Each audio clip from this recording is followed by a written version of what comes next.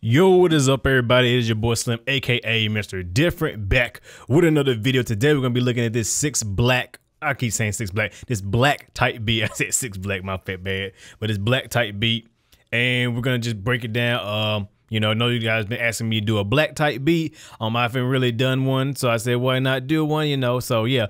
He has that kind of ambient, smooth, chill, drawn out, kind of lazy sounding style. I want like that, but very melodic. He has a great vocal sound. I'm gonna do a vocal tutorial coming up soon. He has great content. I like the stuff he talks about in his videos. I just like the way he harmonizes, sings on his beats. Really good, dope artist out right now, and I just like his style. So yeah, this beat is not exactly like the way he make his beats or what his beats are made. You know, I'm just giving my own little flavor, but I'm using some of the techniques that are, you know, in his songs to make my own type of beat, which you guys should be doing the same thing, not trying to copy and paste and be, you know, just a copycat, be original, and, you know, just put your own flavor on this stuff, you know, say add your own sauce to it. So yeah, we're going to break this beat down and let's get into it. So we'll start with the first pattern so you guys can see the sounds. And we'll start with the first sound. The first sound is the stage 73, which is an Arturia E piano sound. Really dope sound, as you can hear. So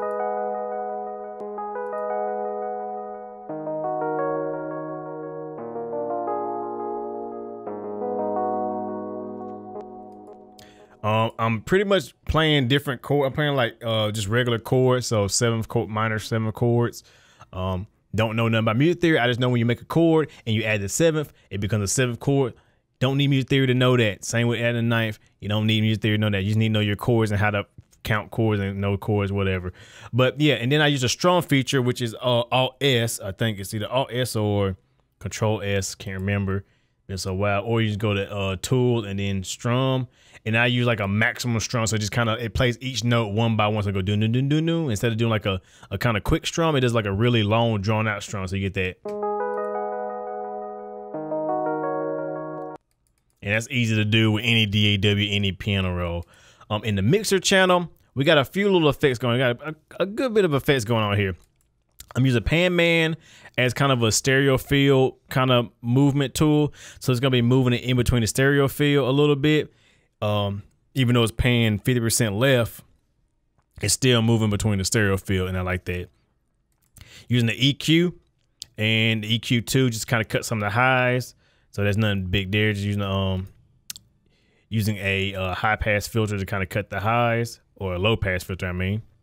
Next, I'm using the Pro R, my favorite reverb.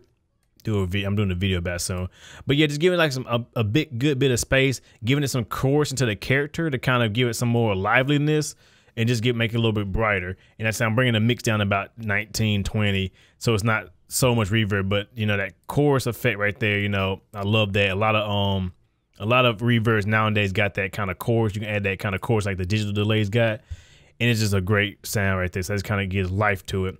And I'm using another EQ to cut the lows, because I had like a lot of lows in there, like you can hear. Kind of muddying it up, so I just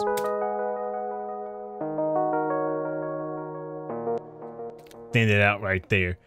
So yeah, that's that sound right there. Next up is a piano V. We'll go to the piano V, which is just a piano plugin, you know, nothing special here. I'm actually using one of my templates, which is called Piano Start. I made my own little template, so it's just a bare bone piano. As you can hear.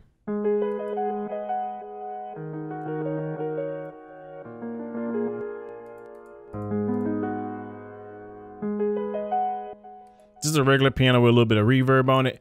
I'm using this new effect I got called Back Mask, which I'm gonna do a review of. Shout out to Freak Show Entertainment Industries. They reached out to me. We talked a little bit, and they want me to check out their plugin. So I'm gonna be doing a review. It should be coming up right after this video, or if not before. So you can watch the review that I explain everything about that. But it's basically just a reversal plugin that can do some crazy stutters and reversal effects. I really like it. It gives a creepy feel to it. So when you add that to it, it's like.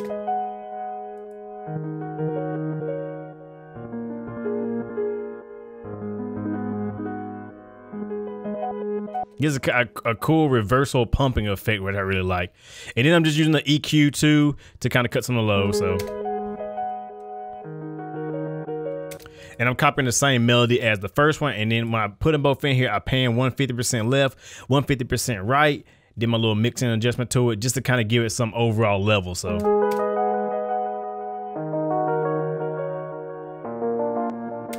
Just a really big sound right there, really big sound. Next up is a Icarus. I'm going to the sounds using this Icarus preset I made. This is from my up and coming Icarus preset bank that will be out this week. So be on the lookout for that. It's called ARP Trapped Out. I'll take off the effects so you can hear what it sounds like regular. So.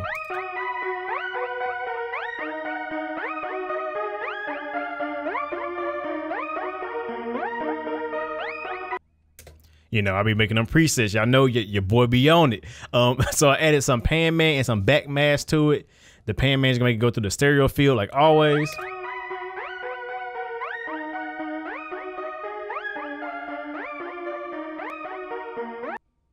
Very subtle, but it's working there. And that back mask, of course, to give it that cool reversal effect. So.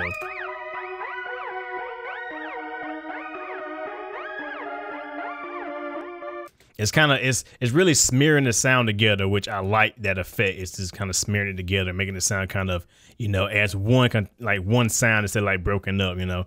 That's pretty cool right there. Next I'm using Expand 2 because it's a great VST for $1. I mean, you can't go wrong with it, and I don't feel like opening Omnisphere, so I said I'll just use my fucking Expand 2. So, yeah, and I'm using the female choir effect, and once again, if we go to here. Using back mask, I said got a review on this shit. It's dope plugin, get it, $20. Check them out. I said check my review out and then go get it. Try out the demo for 15 days. Using that to get some little movement. I'm using a lot of phaser in here, so this is back mask.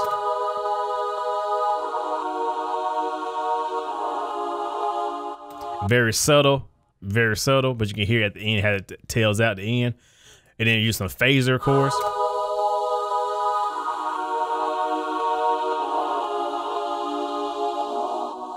To kind of fuck the sound up, and then using the EQ to kind of filter out all the highs, so just like a really low, it's kind of like a choir pad sound.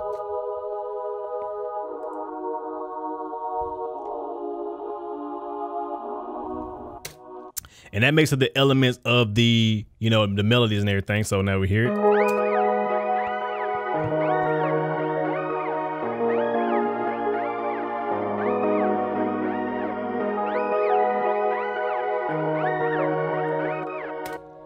It's got like a weird kind of crazy bunch of movement going on sound to it. And that's what I want to have. I want that nice kind of crazy soft sound, but still have a lot of movement going on. So that's why I did all of that. Now we get into the drums, the part everybody loves, the drums. Regular kick drum, but I'm using some compression, some heavy compression on it. My new favorite drum compressor, the DBX 160. This is the VC 160, which is a DBX 160 clone. If you don't know what the DBX 160 is, do your research. It's one of the most famous compressors for kick drums, snares, even vocals sometimes, but it's really simple. You just down your threshold, down the amount of compression in your output, and it has a detector for the high pass so you can bring some of the low end back into it. You know, easy compressor to use, not really hard. You just kind of down the sound, but it makes it definitely sound a lot punchier, as you can hear.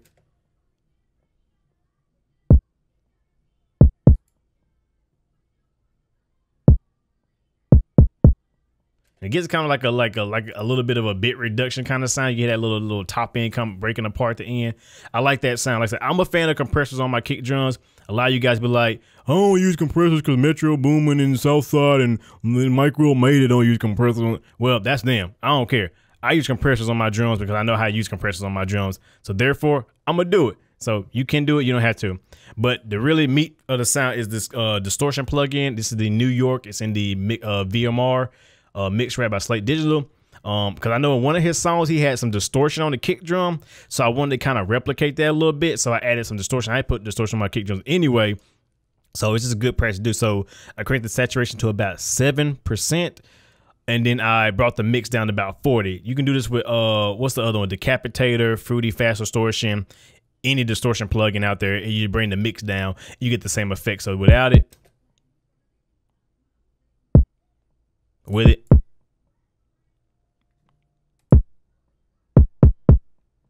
just gives a little bit more punch, a little bit more grit, a little bit more aggressiveness to the drums, and I like that sound. Next up is a snare, just with a little reverb to it. Regular kind of traditional snare, little small room reverb, a little bit of reverb on it, nothing special there. You can do that with any reverb effect, very simple there. The hi-hats, I added the delay in the wrapper, the fruity wrapper, added the delay onto it, so it has that kind of movement right there. Use the randomizing tool to do the randomized velocities, or you can go in there and do a manual, depending on what you want to do or what DAW you're using. Then I use a little pan man to kind of slightly move it left and right. See, it's like it's barely moving it, but it's just moving it left and right just a little bit, so you have a little movement. So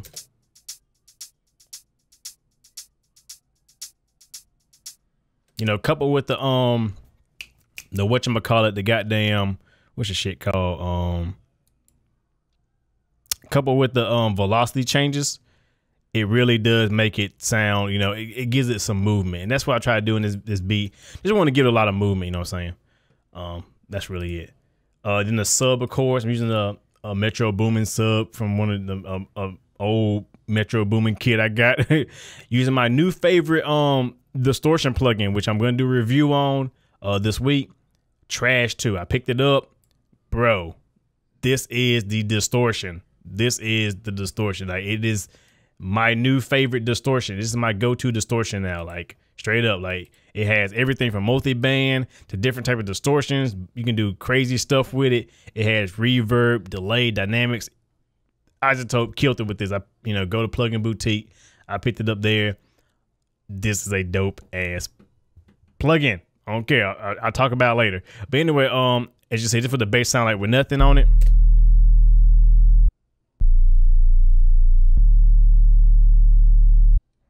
Just your standard run-of-the-mill 808 sub or like sub bass with that Trash 2 on it.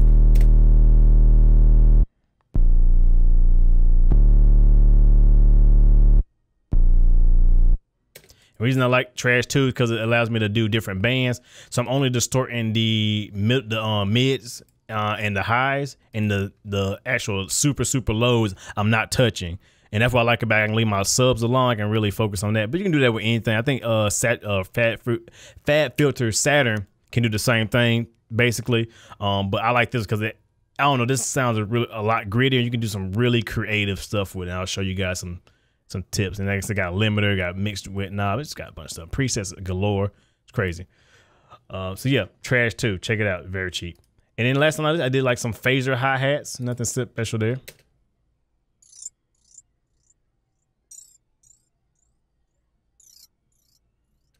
I'm adding a Dreamy preset. This is a phaser, and this is just a Dreamy preset. Fruity Delay 3, of course, because it's the dopest delay FL Studio made. Using just a little bit of delay there. Nothing special there. And then a little bit of Pan Man to kind of, you know, just throw it back and forth. Like I said, that movement is what's gonna make this track really pop. You can change the LFO and stuff too as well. You know, there's so much that you can do with Pan Man. I like it. I know they got the Panomatic in FL Studio, and they got Auto Panner in Ableton, but you can just do so much more with this, in my opinion, and I like it. And it's just, it looks cool as fuck. Look at the wood, you know. So yeah, that's the beat. That's the drum beat. Anyway, you can hear that all the drums.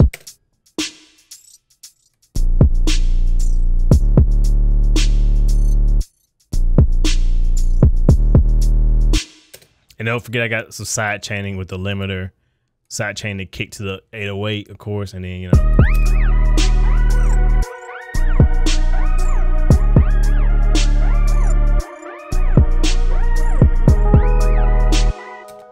You know, dope right there.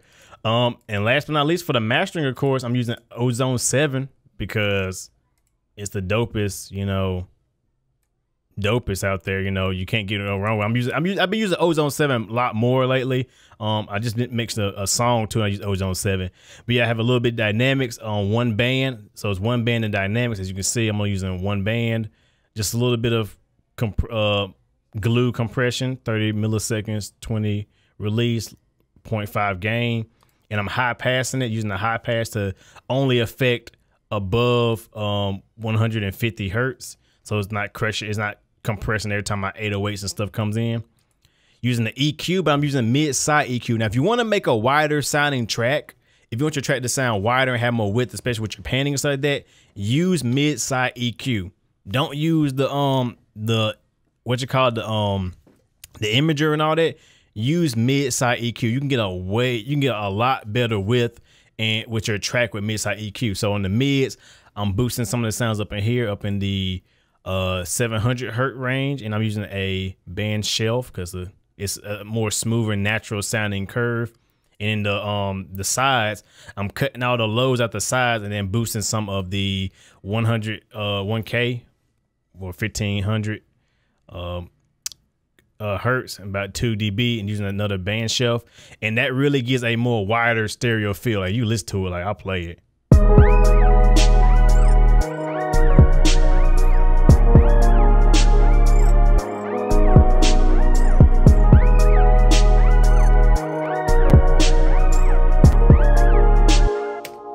So it does give a wider sound.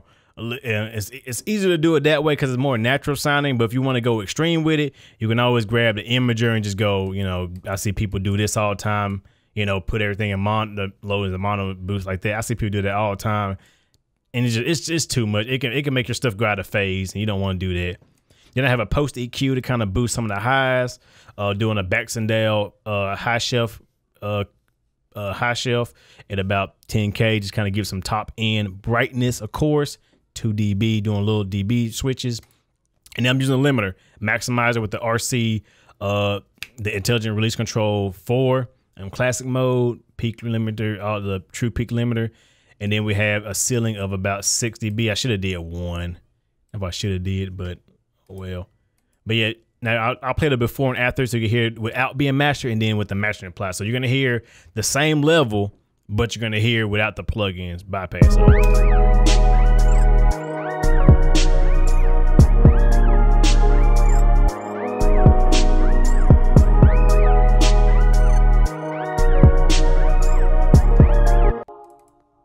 I don't think it's doing it. What's going on? What's going on, Isotope? Turn it on.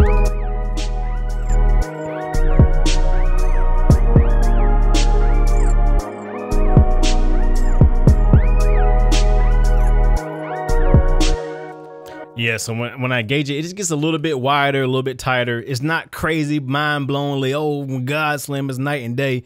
It's just a little bit clean. My mix was already good. So with the mastering stage, I just wanted to polish it out a little bit and just make it, you know, a little bit smoother and a little bit louder. That's pretty much it. Because like I said, without the mastering, it's quiet as hell.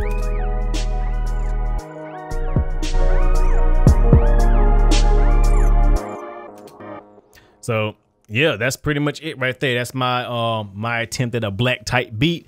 Hope you guys enjoy. If you got any more requests for any other type of beat or any genre, and that matter, it don't have to be a type beat. It can be just a genre in general, like R&B, rap, trap, simple, complex, you know, whatever. I'll be happy to do it and do my best with it.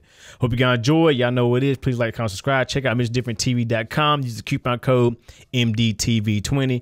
Get 20% off some dope ass kits. And don't go worry, I got new kits coming out this week that's gonna blow your mind. I'm stepping it up. I got some just dope shit. Just be ready for it. So with that being said, hope you guys enjoy like always, and I'll see you guys in the next video. Have a good one, everybody.